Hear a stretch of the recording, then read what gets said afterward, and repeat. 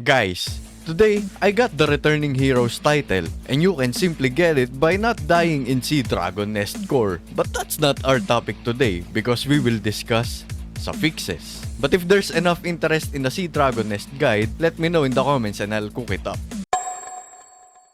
Hello everyone, my name is Knive and let's quickly define suffixes. Suffix is a deterministic way of adding additional stats to your existing gears, and you can access this crafting feature through the blacksmith. On top of having additional stats, they also provide passive bonuses which activate depending on the condition it says, and this is our main topic for today. Now, let's take a closer look at these passives. There are two types of passive bonuses, and these are Armor Passive and Weapon Passive.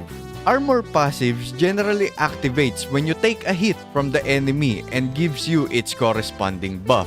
The TLDR here is finding the right balance for your own class. So let's take Sorceress for example.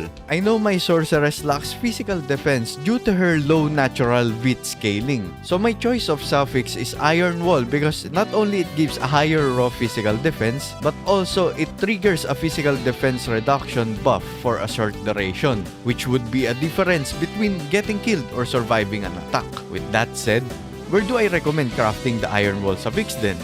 Personally, I like to craft it on my headgear instead of my gloves. The reason for this is I want my gloves to utilize the HP Armor passive because it lets me recover a small amount of health whenever I take a hit. Again, this could be the difference between life or death.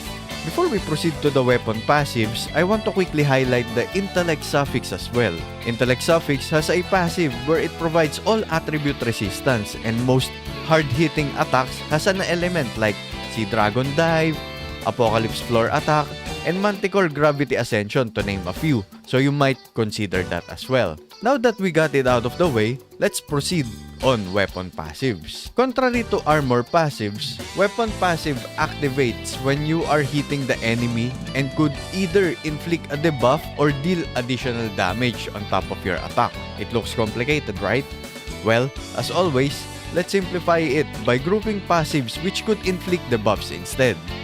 As we can see here, suffix like Iron Wall, Tent, Harsh, Bear, Wind, and Intellect will inflict debuffs on the enemy for a set duration. These debuffs are powerful because your whole party benefits from it because the target of these debuffs is the enemy. To demonstrate, let's hop on to the Golem training area by talking to the guy in front of the Garden of Time and Space portal. As we can see here, I have Tent suffix on my staff and Intellect suffix on my crystal ball.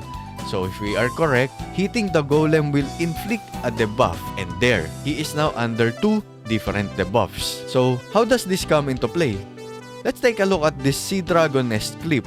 Teams tend to cast their ultimate, or also known as burst down the boss after its dragon dive, and we can notice here that multiple debuffs from suffixes are inflicted on the boss. Therefore, as mentioned earlier, everyone in your party benefits from these effects. On the other hand, there are also suffixes that let you deal an additional instance of damage. These are Destruction, Magic, and the four basic elements like Light, Water, Fire, and Darkness.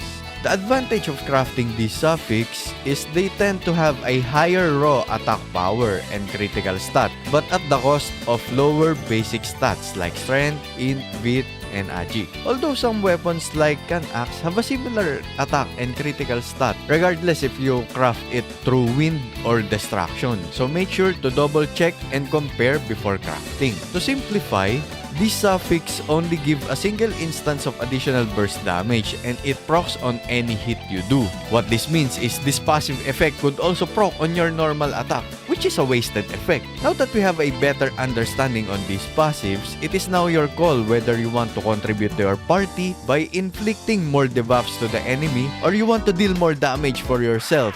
So feel free to comment down below which is your preferred suffix setup. Now before we wrap up, I just want to highlight this suffix called Harsh. I noticed that the raw physical and magical attack power is close to crafting a dedicated destruction or magic suffix. So I think this is leaning towards hybrid builds but I don't have any personal experience on using this yet, but it is interesting nonetheless. And that's it for the video. If you have more tips and recommendations about our topic today, comment down below, and if this video helped you, leave a like and subscribe to get notified on my future Dragon Nest Classic uploads. And as always, this is only a recommendation. Do what works for you and prioritize your fun. Okay, that's it. Knives out!